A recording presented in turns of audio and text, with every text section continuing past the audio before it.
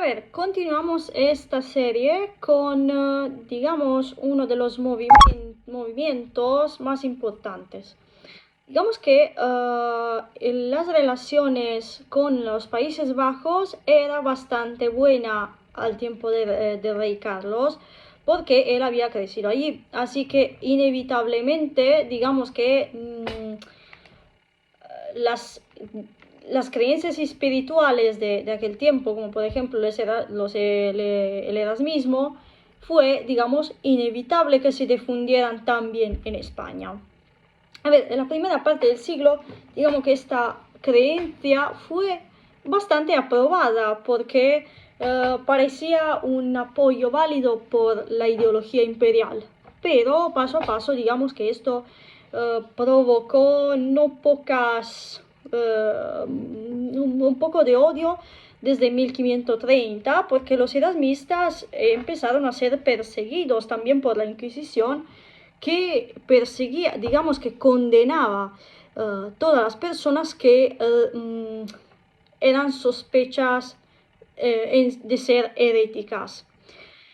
Esto también, por ejemplo, la Inquisición llevó también un clima de, digamos, de tensión, sea en medio del pueblo, digamos que era importante que todos hubieran la sangre limpia o la fe limpia, porque si no era sospecho de ser herético.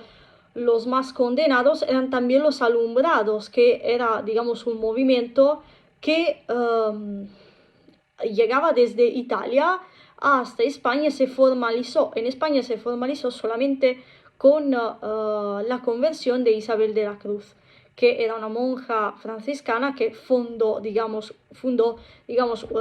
algunas organizaciones de piedad cristiana cuyos representantes eran estos alumbrados.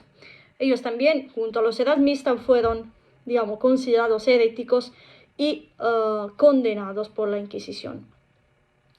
También el cardenal Carranza, que fue uno de los, digamos, mejores teólogos, que participó también en el Concilio de Trento, el consejero de la reina María Tudor y Felipe II, también él fue condenado por la Iglesia, por la Inquisición, porque él había, digamos, perseguido a todos los que eran protestantes ingleses. El erasmismo fue, digamos, odiado por el solo hecho de ser un movimiento que venía del extranjero, nada más. A ver, además también la Inquisición hacía inspecciones también en las bibliotecas públicas, en la biblioteca privada, para que no hubieran libros prohibidos. En los colegios o en las universidades o en los órdenes militares tú no podías entrar si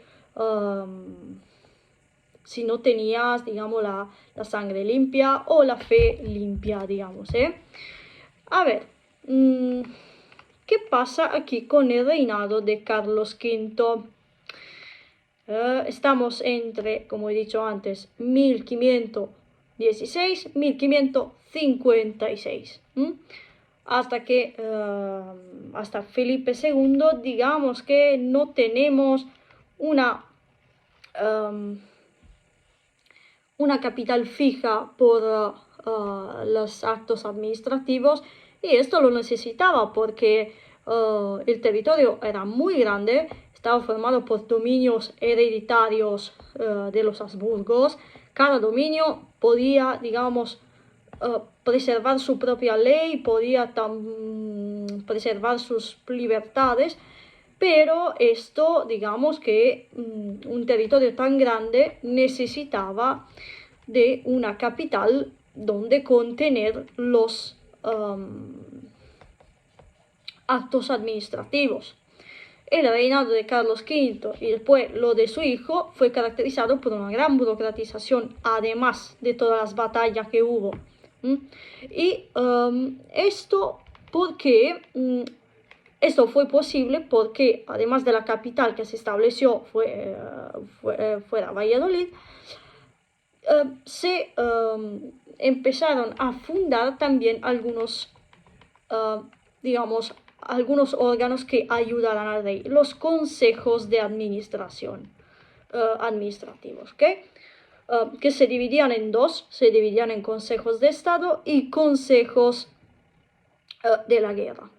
Uno, los consejos de Estado ayudaban al rey por los asuntos de la monarquía, los asuntos generales, y el otro, digamos que es bastante evidente, los ayudaba por lo que concierne los asuntos militares.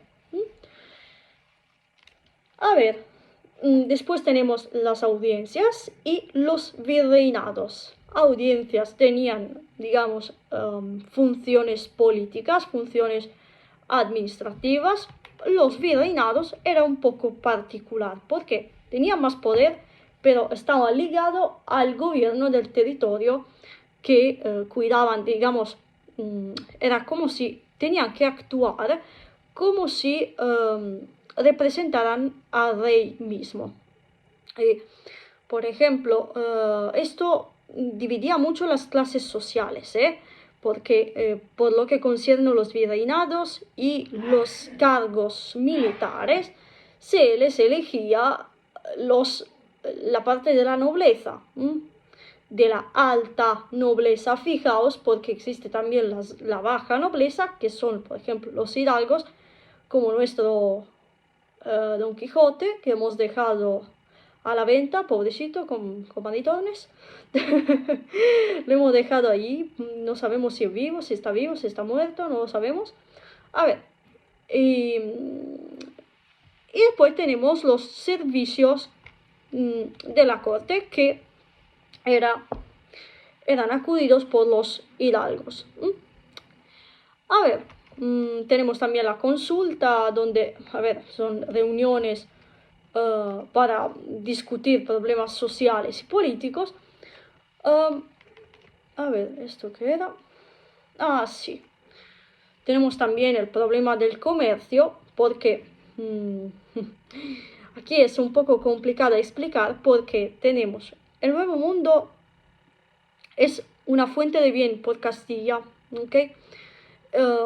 Sevilla, por ejemplo, era la parte, digamos, una de las ciudades donde llegaban la mayoría de los materiales del Nuevo Mundo, el oro, la plata o lo que sea. Pero, por otra parte, ¿por qué se expandió el comercio? O a ver, ¿cuál fue la consecuencia? La demanda de bien y de ofrenda, ¿ok? Aumenta la población, pues tenemos más mano de obra, pero por otra parte se tendría a comprar solamente digamos, los bienes más baratos, es decir, los del extranjero. Los autóctonos empezaron a ser muy caros, así que hubo también una insuficiencia alimentaria y esto expandió. Digamos que fue una consecuencia del hecho de que la vida empieza a costar más.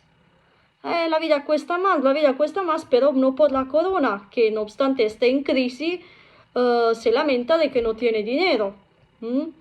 No tiene dinero, el rey entra en bancarrota porque no hay, digamos, hay muchas entradas, pero el rey no está nunca satisfecho, digamos. Tenemos, por ejemplo, la cruzada, que es una de las tasas, digamos, más... una tasa que antes era un impuesto por la guerra contra los moros, después se había convertido en algo, digamos, siempre por la corona española. A ver, el rey está en bancarrota, el Estado está en déficit, nada, la crisis. 1547 tenemos la bancarrota, fijaos aquí. A ver.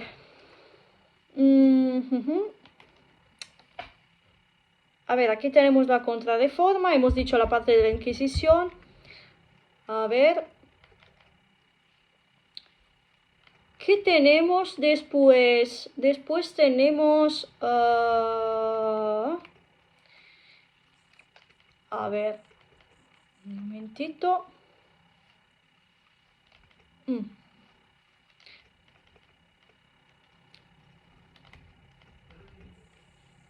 Ok. El reinado de Carlos V además tiene una mala relación con el pueblo, también lo de, digamos, Felipe II declaró también ser un papa mejor. Después de la muerte de Pablo IV, declaró que él hubiera sido un papa mejor. Y esto, digamos que conllevó a muchos malcontentos entre los conservadores. Y, por ejemplo, Carranza, que ya lo hemos mencionado, fue uno de los que fueron condenados por la Inquisición, no obstante su obra, digamos. En 1559 acaba también el conflicto con Francia, con la paz de Château-Cambrésis, y digamos que el deliberamiento de la armada turca hace que los españoles empiecen a tomar un poco de iniciativa en el Mediterráneo. A ver, los turcos se dan también un miedo por lo que concierne la campaña, digamos, la revuelta de Granada de 1567, cuando los moriscos entran en Granada y, digamos, sublevan la zona de las Alpujarras. Digamos que esta batalla fue casi una respuesta a lo que fue a las condiciones en las que los moriscos de España estaban obligados a vivir. En aquella batalla, digamos que el miedo de una guerra contra los turcos hizo Granada siempre más vulnerable, siempre más vulnerable. Y hasta, digamos, que hasta 1570, cuando las revueltas ya se habían reprimido, pero la flota turca ya derrota a los españoles en el Mediterráneo. En 1571 tenemos la batalla de Lepanto, donde España, a ver, la Liga Santa, a ver, no solo España, gana, y esto fue, digamos, un motivo de orgullo, sea por los que participaron, como Cervantes, que pobrecito se quedó herido, sea por lo que no son, porque después habrá un clima, digamos, de seguridad, un clima en el que, digamos, que nuestro rey aprovecha para recuperar las provincias que le quedan, y lo hará con la armada invencible encabezada por Alejandro Farnese. Digamos que en aquel periodo, la armada invencible se mezcló también con la guerra francesa. Y es por ese motivo, digamos que. A ver, aquí tenemos. Aquí. Se empieza a difundir además el calvinismo. Francia empieza a ser una de las fortalezas, digamos, del calvinismo, y por ese motivo, digamos que los predicadores empiezan a enfocar, digamos, la plebe hasta 1566 tenemos la guerra de los 80 años. Aquí, digamos que fue una rebelión organizada por los calvinistas, y muchas iglesias fueron saqueadas. En ese periodo muchas iglesias fueron saqueadas. El rey envía al duque de Alba. El duque de Alba no hace casi nada para obtener la paz. El fracaso conlleva a la bancarrota, así que los soldados no tendrán ningún sustento por la guerra. Aquí tenemos la guerra de Granada. A ver, que un clima tenemos después. El clima de seguridad que he mencionado ya antes. A ver, un clima de, a ver, la batalla de Lepanto, a ver, tenemos ya un clima de seguridad, los años de depresión parece que se han, digamos, terminado, pero digamos que aquí, digamos, si no hay crisis, España no está contenta. A ver, lo digo de manera irónica, yo de verdad tengo un amor incondicionado hacia España, cuidadito. Los proyectos del rey. Los proyectos de rey paso a paso empiezan a convertirse en deudas. Empiezan a convertirse en deudas porque y esto conlleva a ver muchas consecuencias casi negativas porque tenemos la disminución de la mano de obra, también lo que pasó con la peste. Tenemos también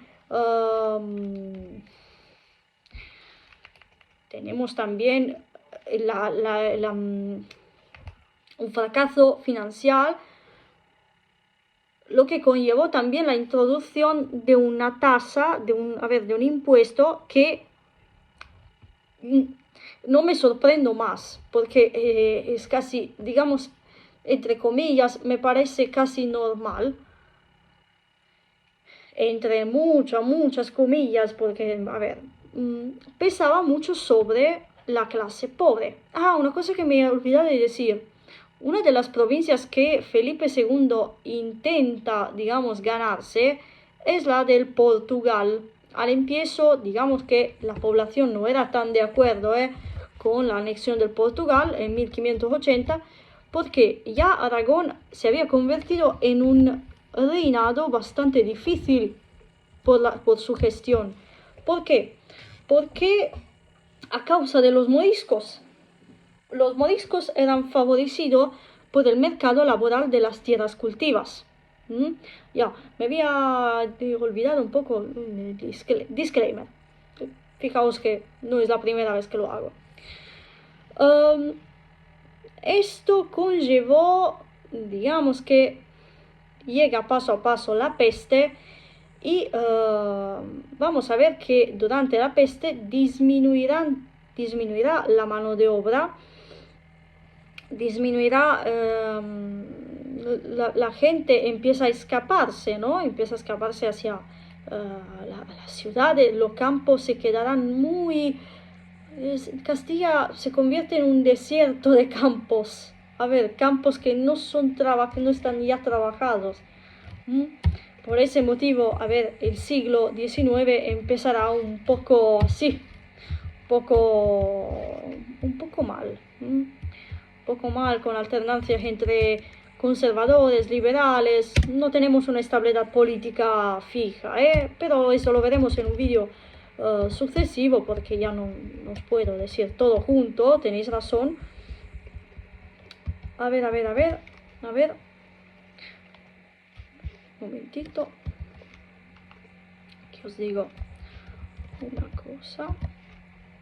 Ok. Llega la peste, la producción alimentaria disminuye, la población aumenta. Ok. Y también fijaos que las consecuencias más graves no fueron económicas, sino psicológicas, porque en este periodo es también el periodo en el que se escribe el Quijote.